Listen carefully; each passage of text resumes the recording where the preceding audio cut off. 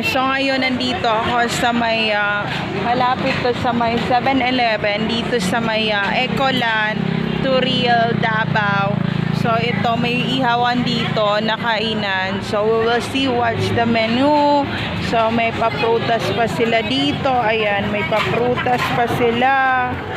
Tapos may pa ice cream, ganyan. So tingnan natin.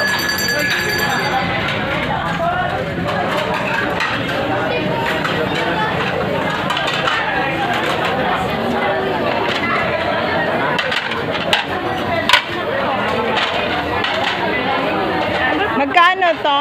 25, ma'am. 25. Ito na.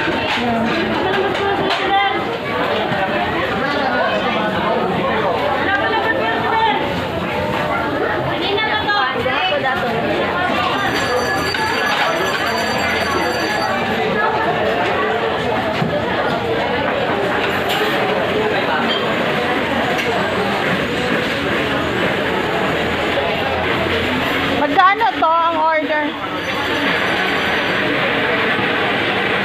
Okay, so ito yung mga menu nila. So tingin muna tayo.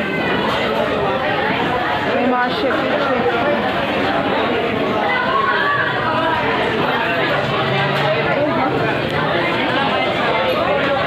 So ang gagawin natin ngayon, mag-i-skip.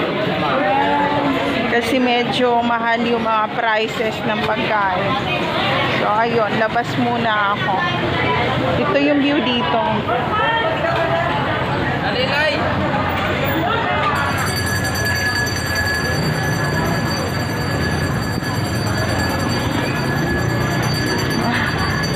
Lakad muna konti.